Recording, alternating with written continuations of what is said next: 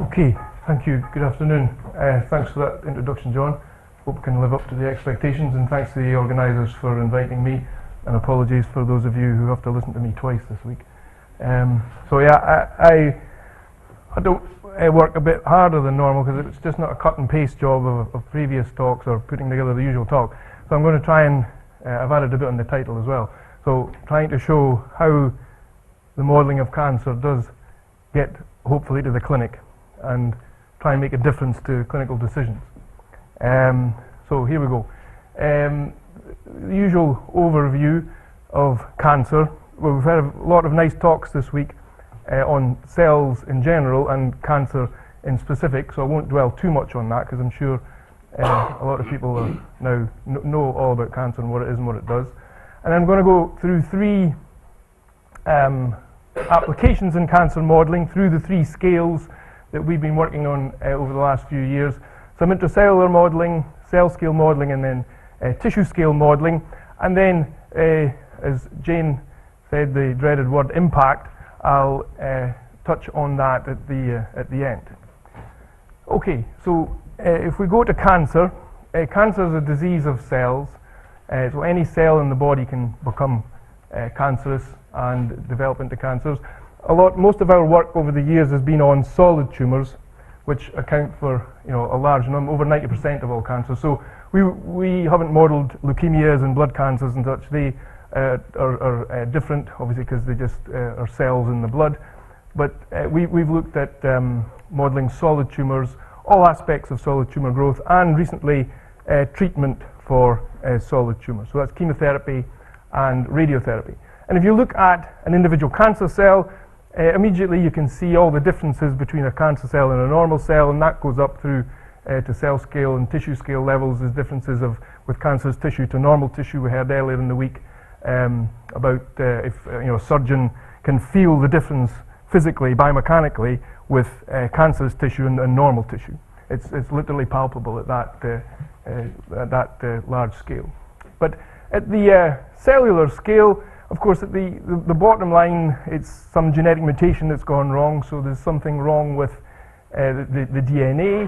Mutations are passed on to daughter cells, and that induces a big aspect here is proliferative advantage over other cells. But there's also biomechanical changes, as we heard earlier in the week, just at the very cell level. So the cancer cell cytoskeleton is different. That means cancer cells respond biomechanically in a different way. That, of course, involves interactions with the surroundings, especially with the extracellular matrix, and involving adhesion. As I talked earlier in the week on Monday, cancer has the ability solid tumours have the ability to generate their own blood vessel network, and I won't talk about that this afternoon, but that has a whole aspect to itself. But that's angiogenesis is closely linked to another complicated aspect of cancer growth and development, which is invasion. So interactions with the matrix, the degradation of the matrix and spread locally into the matrix. And then there's another big aspect about the immune response to cancer, which we heard yesterday from Fred. Again, this afternoon I won't touch on that. That's a whole afternoon's talk on its own. But I'll be focusing on an intracellular model, a cell-cell model, and then a tissue scale model, and the implications they have to try and help clinicians make decisions. So if we try and focus in on the differences a bit more specifically, those who are working in cancer modelling are probably well aware of these papers. This was published in 2000. It's now just referred to as Hanahan and Weinberg. It was a summary of cancer and its differences between cancers and normal cells and normal tissues, and they defined what they called hallmarks of cancer, key features of cancer which marked it out from normal cells. And they upgraded it in 2011 as kind of Trekkie fans. The hallmark of cancer, they found a few more to add in, but the basic 6 hallmarks that they identified were as follows. Angiogenesis.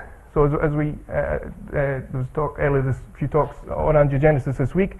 Solid tumours have the ability to grow blood vessels, a new network which oxygenates them and allows them to escape and set up secondary tumours. They interact with the surrounding tissues, degrade it, locally invade, proliferate, or actively migrate, and so that allows them to spread locally, so they don't remain as a compact mass. So those are more cell tissue level hallmarks, and there are 4 other hallmarks which are related to intracellular processes or control of the cells by molecules inside them, signal transduction processes. The cells, cancer cells, don't really die. The technical term for natural cell death is apoptosis, so cancer cells don't really do that. They have autocrine signaling pathways which allow them to proliferate. They evade the body's natural response to shut down cancer, and connected with not dying, the cancer stem cells proliferate, just keep proliferating. So you've got hallmarks, let's say, inside the cell, and then these other 2 hallmarks at the cell and tissue level. And I think a take-home message from the paper of Hanahan and Weinberg was that you shouldn't look at cancer as in isolation or as a small component of cancer in isolation. It's really a holistic problem. So you've got the cancer interacting with its environment, controlled by these intercellular processes, interacting with blood vessels, the extracellular matrix, the immune response. So they were really advocating for a holistic approach to cancer as a disease and the treatment of cancer as itself.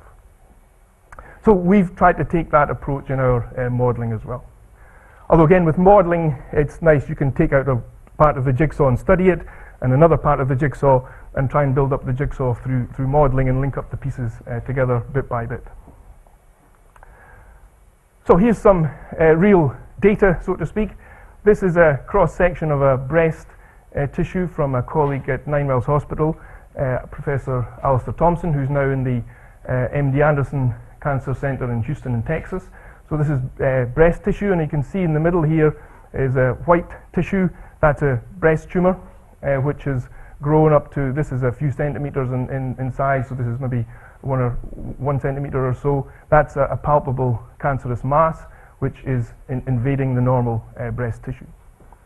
If you focus in more detail at the, let's say, the invasive edge, you can already pick up heterogeneity in the process. You can see there's the purple staining is the cancer, the white is the stroma or the extracellular matrix. So already there's a lot of heterogeneity in this system. The cancer cells are mixed up with the extracellular matrix, and it's not very clean, so to speak. This invasive edge can then get worse, and it's often difficult to detect where the cancer stops and the healthy tissue starts. That's complicated for surgery. You'd like just a nice, clean, visible margin to resect and take out, and there's often a balance between cutting into what appears healthy tissue to try and make sure you pick up any cancer cells that have spread more deeply into the tissue, and then you have to balance that with damaging the surrounding healthy tissue itself. And often that's just done by personal experience of the cancer surgeon, not really any objective data making these decisions, and I think that's one area that the modeling can start to help. We'll see that later on. And then of course, once you get down to the cell level, inside every single cell there's a whole world of things to model, and there's all sorts of interesting things happening, from the genes up to the proteins and signaling and these microfibrils and transport along the microfibrils back and forth from the nucleus to the cytoplasm. So it's a multi-scale system, and I think in order to make advances, I think the modeling has to occur on these different scales and be joined up on these different scales as well, which makes it a big challenge, both in terms of the modeling and computation and analysis. So the first model that I'm going to look at is an intracellular model, and the model I'll talk about is not to do directly with cancer, but I became interested in intracellular modeling because of a protein called P53, which I'll get onto in a few minutes. So P53 was discovered by Professor Sir David Lane, who worked in Dundee University until a few years ago, and then he left to go to A-Star in Singapore. So I was interested in P53 because it's got implications for cancer. But then when you start reading about what when we started reading about what P53 was, it's a transcription factor which means in some sense it controls its own production. So there's an interaction between the protein and mRNA. P53 is connected to another important molecule called MDM2, and these transcription factor networks are very important in controlling various things of the cell, proliferation, apoptosis, etc. So before we get onto a slightly complex system like P53, we focused on a simpler system. And the reason I got interested in this from a modeling point of view was that I had a talk by David Rand, who was modeling a molecule called NF-kappa B. It has some implications for cancer, but it's big in arthritis and inflammatory responses.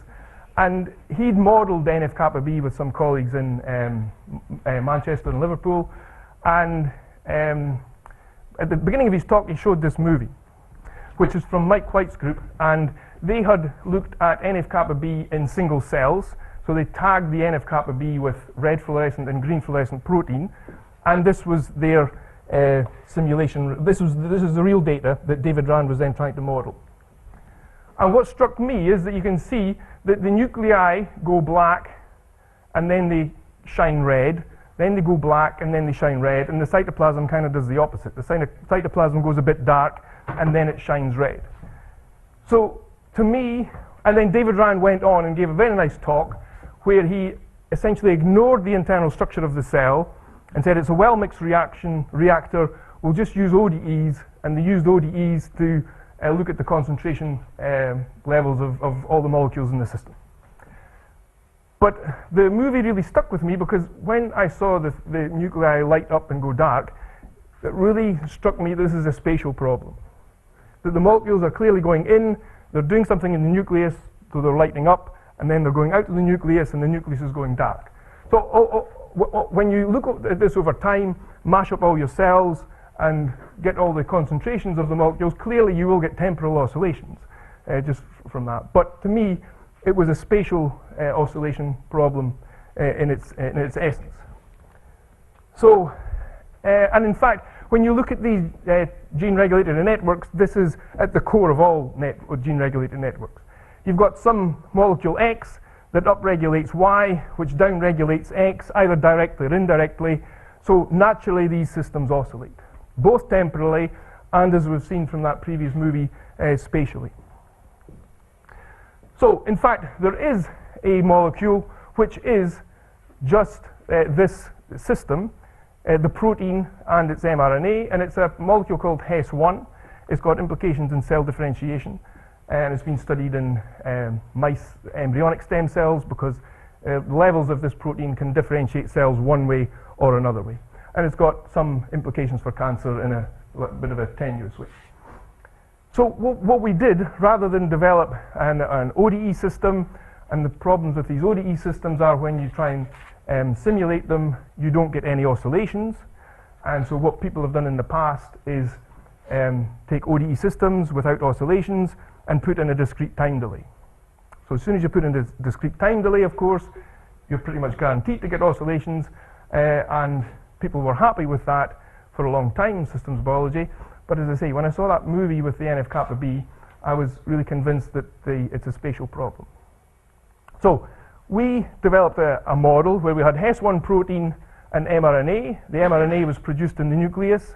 It went out into the cytoplasm, made the protein went back into the nucleus, downregulated the mRNA, and we solved that as a PDE, and we got nice oscillations without any delays, without any kind of cheating. So that was very nice. But then we looked at the data, and even with the PDE model, the data didn't quite fit because the level of the molecules in the cells is rather low. A few hundred protein molecules, tens of mRNA molecules. So any continuum mean field approach is kind of incorrect. So what we decided to do then was to develop a more accurate model to try and get a bit more quantification into the problem. So we developed a spatial stochastic model. So I think the overall title of this program is New Mathematics, blah, blah, blah. And so this was actually a bit of new mathematics. Not that new because it was essentially the Gillespie algorithm put into a spatial domain, but nonetheless, I don't think anybody had done that until this, certainly in this area, up until we published this paper a few years ago. So what we did was we took our little cell with a cytoplasm, which is in green, a nucleus, which is in blue, and the gene site on the DNA, which is in red. So we have our protein, the Hes1 protein. It goes into the nucleus, and then it binds to the gene site, where under normal circumstances, there's a free promoter for the mRNA. When the promoter region on the DNA is free, you get mRNA produced at the normal rate alpha m. Okay. So when the protein binds, and it's a reversible reaction, so another nice aspect to this modeling was we didn't need to use Hill functions, which you have to, have a lot of hand waving to justify, Hill coefficients to the power of 52 and things like that, which happens in previous papers. So you just bind your protein to the mRNA site on a reversible reaction, which is what happens. When the promoter region is occupied, then you downregulate mRNA production by some factor, which, as I say, is really what happens. The protein goes in, binds in a reversible way. When it's bound and you've got an occupied gene site, you have a much reduced production of mRNA. Okay, the mRNA then goes out into the cytoplasm, makes the protein, and the system just goes on, and we'll see what we get from the simulations. So these are our little spatial stochastic reactions. The protein binds to the gene site in the reversible reaction. The free promoter region produces mRNA at the normal rate. The occupied promoter produces mRNA at a downregulated rate. The mRNA makes protein at some rate. The mRNA and the proteins decay. And then diffusion of the protein in mRNA is just treated like a reaction with a rate of proportional to the diffusion and the space size. Okay, so this is just a spatial Gillespie technique. And we were interested in looking at the real data from a Japanese group who had been examining Hes1 in murine embryonic stem cells. And this is their real data. And we actually emailed them and asked for their Excel spreadsheets, and they very kindly gave us all the raw data, which was very nice. So we managed to then match our match our computational data onto their real data. So as you can see, you get very nice oscillations, kind of stochastic, jagged oscillations with the correct numbers of proteins. So quantitatively, this matches very well. And if you do a bit of proper analysis, this is taking all these stochastic simulations. You can extract the average period of the oscillations by doing some wavelet analysis. And when you do that, you find that the period varies between just over 400 minutes to just over 100 minutes. And again, that was exactly what the Japanese group found from their experimental data. The periods of their cells oscillating was between roughly 100 and 400 minutes. So the model was matching very nicely in a quantitative way. Okay, so that's a nice model. It matches quantitatively, but what impact has it on cancer? Not very much. But this is a snapshot from the Web of Science at 10:30 a.m. this morning. And so I apologize for missing this morning's talks. So I went to Web of Science, I put in P53 as the title of papers, and there are 37,500 papers. So it's a really popular molecule. And that's because P53 controls cell apoptosis. And in cancers, over 50% of cancers, P53 is mutated, so there's something wrong with the protein. And so cancer cells, over 50% of cancers, have poorly functioning apoptosis, or they don't apoptose, so they don't die. So if P53 isn't working, the cell doesn't die, and then that has other complications. The other thing about mutated P53, then that can allow other mutations to occur. So it's a double whammy. So the cell doesn't die, and the mutated P53 allows other mutations to arise. So it's a big, big molecule in molecular biology, and there was a big hope that this would be the magic bullet for cancer. If you could develop a drug based on P53, i.e. which would take mutated p53, put it back to normal, then you could cure cancer because your cancers wouldn't develop and they would just be back to normal cells. Now that hasn't happened because, as always, real life is more complicated than it first appears. Nonetheless, so we've also modeled p53, and here's the real data. So again, these are single cells. This is from a group of Gilad Lahav in Harvard. These are single cells tagged with red fluorescent and green fluorescent protein. As you can see, they're lighting up and going dark. And this is p53 and its other molecule MDM2. And this is the concentrations in these cells over time. So there are oscillations because it's a transcription factor feedback system. And in individual cells, there are these spatial oscillations. So if you look at the data in a bit more detail, these are a number of different experimental data from Lahav's group. So you can see you do get oscillations and they're stochastic. The model of p53 and MDM2 is slightly more complicated, a few more equations, but you can solve it with the spatial Gillespie algorithm. And when you do, our initial simulations are quite encouraging. Again, when you map our computational simulations onto the real data, there's a very good quantitative match. So we're hopeful that some subsequent modeling in this area can shed some light on p53 and how it operates, and if you know a bit more about it, then you can perhaps be a bit more accurate in your drug development.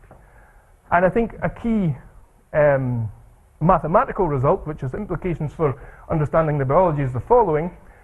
Just this year, we published a paper with this title, and along with a colleague, Max Sturrock and myself had worked on this for a number of years, and then Maria Potashnik is a former colleague at Dundee University.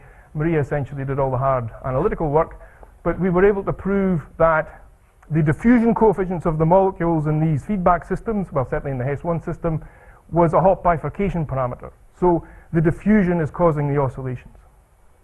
And I think that has real implications for these systems, because if you want to disrupt them, then I think you should be looking at the movement of the molecules rather than reaction rates. So I think that's a take-home message which has arisen from a formal mathematical proof from a system that we've studied over a number of years. Okay, so moving on up one level to the cells themselves, interactions between cells. We've looked at solid tumor growth for a number of years now with a force-based, individual-based model. And in this system, you can model cells as elastic spheres. This is based on original work of Dirk Drasdo many years ago. We've developed that.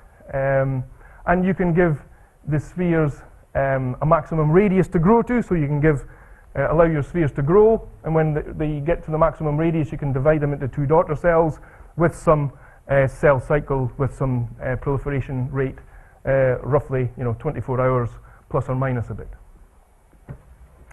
And you can interact the cells between each other. We heard about this on Monday afternoon using the Hertz model. So that's gives you a method of working out the repulsive force between cells, and you can also work out cell-cell adhesion between two cells and incorporate that in the model.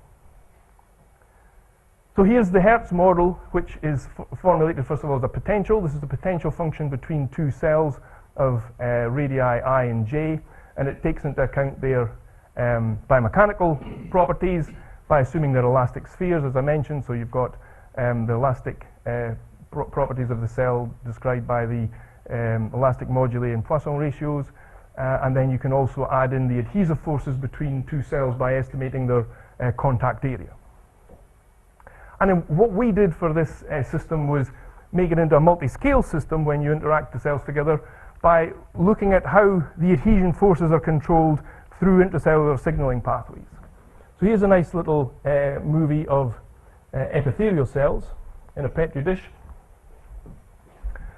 And so what we're going to see is the cells moving around in the Petri dish. And again, there's some green fluorescent protein involved. When the cells contact each other, we see some nice GFP light up along the cell membranes. Okay, and that's because there are proteins inside the cell, cadherins and beta-catenins, and what happens when the cells interact through their membranes, these proteins are brought to the membrane, they form a complex, and then they bind across the membranes to form the adhesive bonds between the two cells. So the cell-cell adhesion is controlled by intracellular molecules. So in order to do that a bit more sophisticated, rather than just put in a constant value for cell-cell adhesion, we decided to take our cells and put a system of ODEs and monitor the profiles, monitor the concentrations of these two molecules, E-catenin and beta-catenin. So this is a little schematic. So normally, if cells are unattached, E-catenin and beta-catenin are in the cytoplasm. When the cells bind across the membrane, these molecules are brought to the surface, brought to the membrane, they form a complex, and then they bind across like that to form the adhesion connections. If you pull cells apart, these complexes are broken and the molecules are released back into the cytoplasm. So monitoring the concentration levels of these molecules inside each cell can give you a more accurate estimate of the cell-cell adhesion. And you simply do that by putting a simple system of ODEs inside each cell. So free E-catenin, free beta-catenin, then they bind with some rate, and then they form bonds across the membrane, depending on how many cells they're contacted with in the specific system that you're working with. Then you just simply add up all the forces that you've got in your system with all the cells that are interacting, and the overall model is simply a big computational model. There's some friction if you're on a substrate. You can have cell friction. The forces here are the repulsive forces from the Hertz model and the adhesion forces from the E-catenin beta-catenin system. You can always add in a bit of noise because there's a bit of noise in the system, and you can put in external fields like chemotaxis and haptotaxis. And because we've got a velocity here, this is just x dot, so we're just a big system of ODEs. You just integrate up and count up all the forces between all the cells in your system. And you can keep track and then move them about according to the forces. Okay, now you can do that and you can have some nice simulations, but essentially you grow the cells in a vacuum because they're just interacting with each other. So we wanted to move this model on, this modeling approach on a bit further. So we decided to try and interact these cells with a mathematical extracellular matrix, and so we made little extracellular matrix fibers. We just decided they would be rigid cylinders to make things straightforward at the first. So they're little rigid cylinders given a length with some mean length with some variation, and then we put them initially in a two-dimensional domain and allow the cells to interact with the matrix fibers. And again, you do that just by imposing some simple mechanics. A cell will pull a fiber through a given angle with a given force and exert a moment on that and pull the fiber. If it interacts with multiple fibers, you add up all the little components of the force on each fiber, and then you give an average direction to the cell that it's moving along the fiber. I'll be happy to go into the details after the talk if anybody would like to have a bit more discussion. So the basic model is an individual cell-based model which can grow and divide into daughter cells with adhesion and repulsion, and you can interact with matrix fibers. And here's a little simulation that you can do. Here's a cell. Oh, the light's not very good. This is a cell on a two-dimensional grid of fibers. As you can see, it's using the fibers to migrate, and as it's migrating, it's changing the direction of the fibers. And if the lights were down a bit, you could probably see the nice displaced fibers as this. Perfect. You can see that the fibers are being pulled, and the cell is using those fibers as a track to move along. And I'll just speed that up. So you can do some nice experiments which relate to experimental data. You can make the your substrate very dense with a lot of fibers. You can make the fibers very stiff and examine what effect that has on the cell. And you can do some theoretical analysis of cell persistence, how far a cell goes before it starts to turn, how much force it has to exert on the fibers to cover a certain distance in a certain time. There's a lot of nice data on here because a lot of people have got, say, atomic force microscope systems where they can get a lot of the forces very accurately. So this is a kind of in silico system which has a nice connection back to the experimental data. You can then simulate multiple cells interacting. And so here are cells. These cells actually have been released from interacting with themselves very strongly so that they all move about. But what you can see is that they really are rearranging the fibers.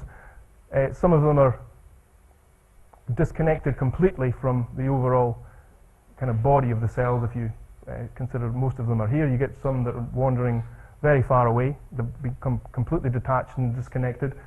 And again, taking this system and looking at the potential to develop it further, I think this could give some really nice insight into how far cells actually invade into real healthy tissue and estimate how much of the tissue to cut out if you're a surgeon.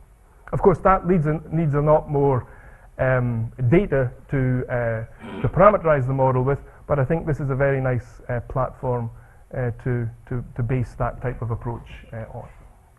Clearly here also there are just a handful of cells, but if you have a big enough computer, of course, you can simulate thousands of cells interacting together with the matrix fibers.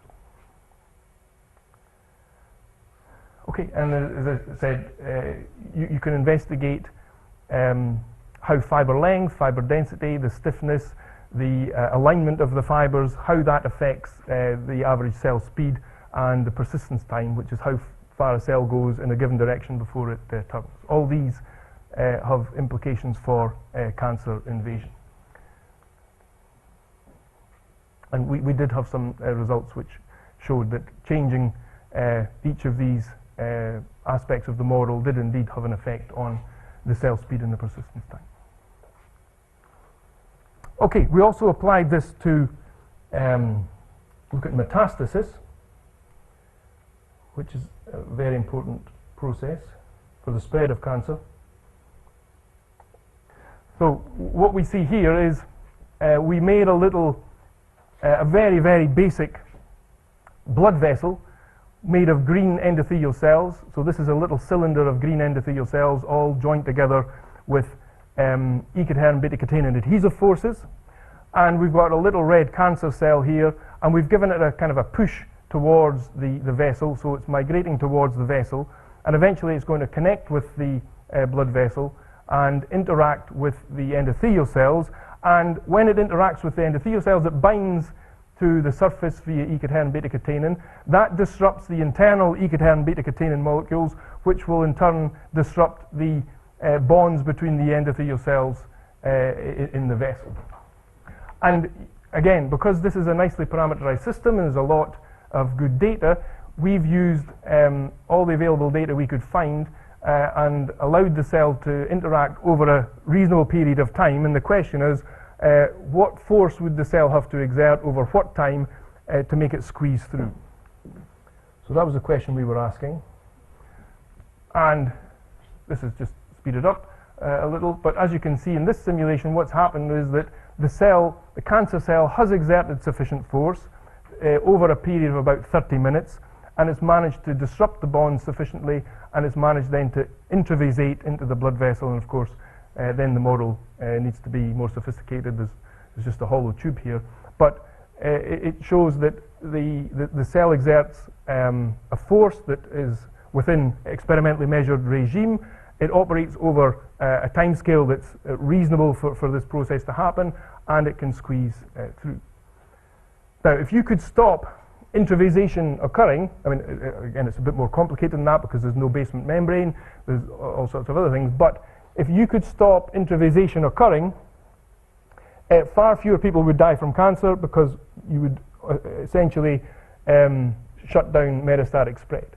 So by understanding the forces and the molecular interactions involved in intravasation, you can maybe try and develop drugs which stop the cells from breaking down stop cancer cells breaking down the forces, breaking down the adhesion between endothelial cells and stop cancer cells getting into the vessels and being transported throughout the body.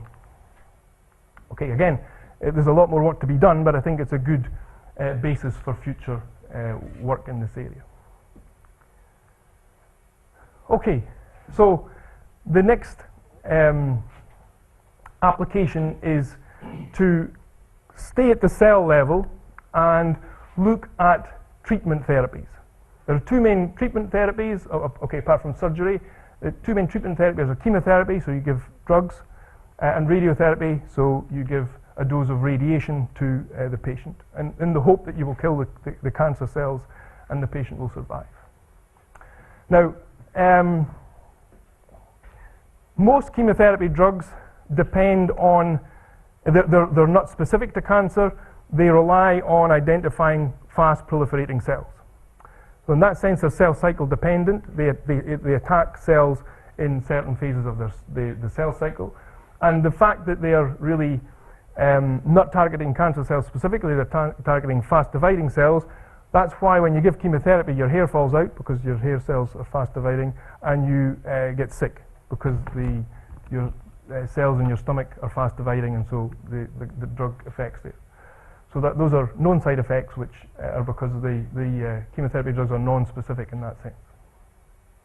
Radiotherapy also, I'm sure you know what that is. That's becoming better because it's becoming delivered in a more accurate way. It's not hitting healthy tissue as well, it's becoming more focused. But there are still complications with radiotherapy with such things as the bystander effect, which is another area we can look into. So this cell-based model is going to look at the delivery of chemotherapy drugs in combination with radiotherapy and to try and estimate some kind of optimal scheduling program. So we're sticking with a sort of individual-based approach. It's a cellular automaton coupled with some partial differential equations, we'll see just in a minute. And we've got some cell cycle information because that's why the chemotherapy drugs work. There are also some blood vessels in the system that we'll see in a minute, and that's because both the oxygen to the tissue and the cancer cells are delivered through the blood vessels, and also so is the chemotherapy drug. And then we can give a dose of radiation and just kill the cells depending on the strength of the radiation that's given. So it's a multi-scale model. We have individual cells on a cellular automaton grid which divide and are controlled by some cell cycle dynamics. It's based on a basic model of Novak and Tyson. The drugs are delivered through some blood vessels, and they're modeled by PDEs, and then the oxygen is delivered to the system and the drug is delivered to the system, and so we can calculate how the cells are killed by the levels of the drug at a spatial point, and also we can change the hypoxic status of cells depending on the level of oxygen. Because hypoxia is also important because hypoxic cells are resistant to radiotherapy. So the whole thing is very complicated. So here's our cell cycle system. As I said, this is just from an early paper of Tyson and Novak. This is just 5 proteins that are known to oscillate to give us a cell cycle.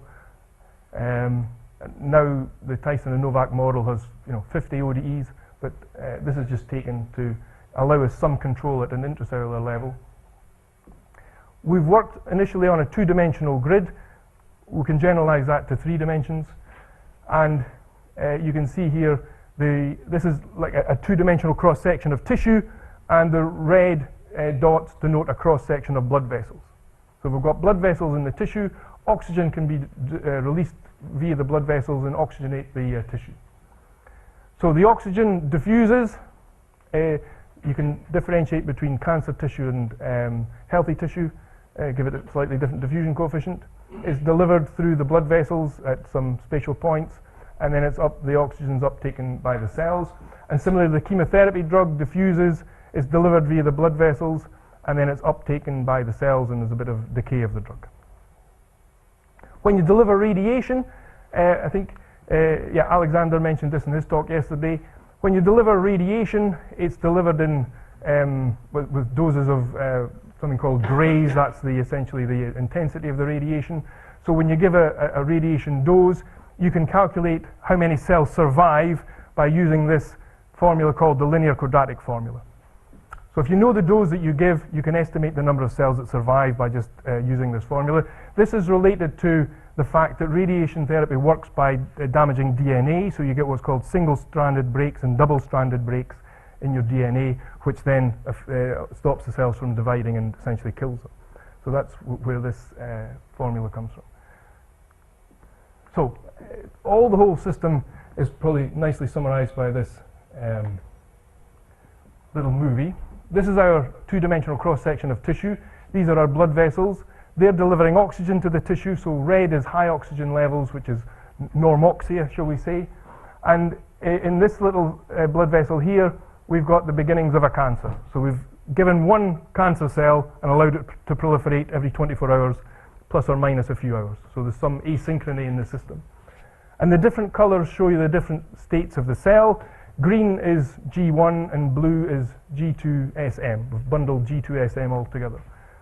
So the cancer begins to grow around the blood vessels. You can see it's now using up the oxygen, and it's just continuing to grow in the tissue. As the oxygen levels fall, we begin to get hypoxia in the center, as expected. So we've now got cells in different phases of the cell cycle and hypoxic cells. And so we now have an estimate with this model of the spatial distribution of cells in their different phases and what implications then that has for drug delivery. So if we give a drug that comes through the blood vessels, the drug has to diffuse and decay, and then it will, if it's a G1 specific drug, it will only kill drugs in the G1 phase. So it will only kill the green cells, and they're distributed in a spatially heterogeneous manner. And then you can follow that up some, say, 16 hours later with another delivery of G1 drug after the system's recovered. And it's the fact that there's all this spatial heterogeneity in the system that makes it interesting to model. Previous attempts at modeling have assumed synchronous cell cycles, everything's well mixed, so when you give a drug, you know exactly the percentage of cells that are killed every single time, and often the models predict excellent results because they don't account for this natural spatial heterogeneity. So we published this work a few years ago with a colleague, Dougal Adamson in 9 Mills Hospital in Dundee. He's a cancer oncology specialist working in mainly esophageal cancer. And we published this a few years ago, and we were looking at trying to examine what ways of scheduling the chemotherapy and radiotherapy, if it was some kind of natural optimizing way that you could schedule your chemotherapy and radiotherapy. So these are just 4 little snapshots of what we did. We can deliver chemotherapy first, followed by radiation. These may look like little nice flowers in pots, but it's not. This is a drug symbol with a green arrow, so it's not a nice little flower, and followed by radiation. Or we can have radiation followed by the chemotherapy drugs, separated by a number of hours. Or we can have a drug, radiation, and then a drug, or radiation and drug mixed up. And you can see from those curves that depending on what you do, you're killing different numbers of cells depending on the cycle that they're in. This is a G1 drug, then radiation, then another G1 drug, and a G2 radiation and a G2 drug. And the bottom line is, depending on the type of cell cycle specific drug you use, you get different results. And then, so there's more of that in the paper, but the key thing in the paper that we managed to show was that this is the standard current protocol for treating esophageal cancer. It's 5 or 6 weeks of radiation, then a drug here and a drug here, or this is called the Herskovich treatment, or you get a modified Herskovich, which is the chemotherapy first and then the radiation after. 17 weeks of treatment. The modified Herskovich is slightly better. So this is what you use in the clinic. Now, Dougal Adamson, just on his own personal hunch, felt that it would have been better to give the drug first and then the radiation afterwards. And he would like to do that, but he can't it takes a lot of time to do this, clinical trials, and you need data first, and you just can't change protocols willy-nilly. But so what we did, we simulated our model for a 17-week treatment period and implemented his personal hunch treatment protocol in the model. And so the only thing we changed in the model was the protocol, everything else is the same. And it appears from the model that his treatment is better than the current two Herskovich and modified Herskoviches. I've got 2 minutes. So I thought I'd get to this stage with not much time, so I'm not going to talk about cancer invasion because Pia and Alf will do that much better than me tomorrow and Friday. So the last bit is the ref, and as soon as you mention ref to UK academics, this is what you find. It's not very pleasant, and indeed the only thing worse than the ref as an academic is if you're on the actual panel, and John King will testify to that, and John Tolan, I think he's left the room already. John was in charge of the whole maths panel. This is how you feel after being on the ref panel, and it's basically a judgment on the quality of research, and it just keeps going on forever. Unfortunately, there's not just one of them. It keeps going on every 5 years. Anyway, one good thing about the ref is that they've managed to collate all the data, and you can go to the ref website and find out how good, bad, and indifferent all the subjects were.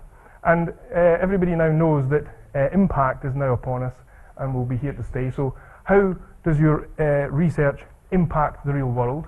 Is it just ivory towered research with no value, or does it help UK PLC? So just randomly I came across this impact case study from the last ref. This is a real case study that was assessed from the University of Dundee.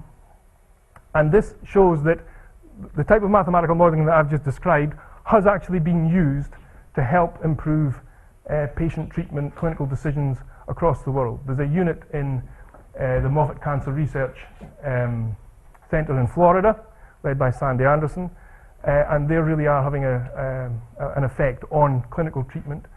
And also we worked with a company called Cyclocell, and this is just a snapshot of the impact case study. You can go and read this for yourself. This is what's going on in Tampa in Florida.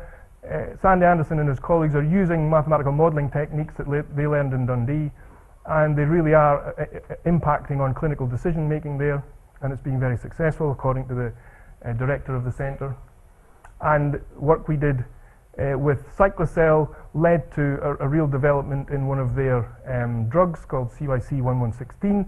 It really helped them to get on with their phase 1 or phase 2 trials and help get the drug out and to make it more efficient. So mathematical modelling hopefully can eventually get through to the clinic, but that relies on a lot of years of hard work and just modelling for the sake of modelling with good data. So making nice models, then making them quantitative and predictive, refining the models, working closely with the clinicians who have the data, and as I say, hopefully I've managed to show you with 1 minute to spare that you can have an impact on clinical practice and patient-specific therapy. And just to finish by thanking Mark Sturrock, Ignacio, Daniela, and Jibin, who worked with me on all these aspects, and thank you very much for your time.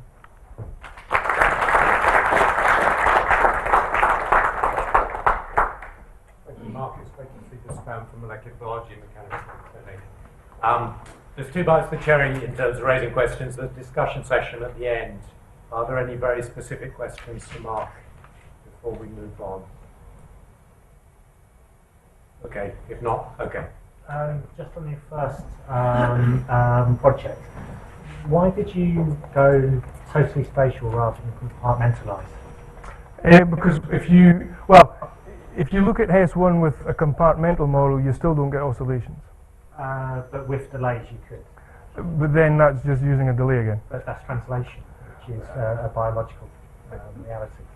So I don't agree with that.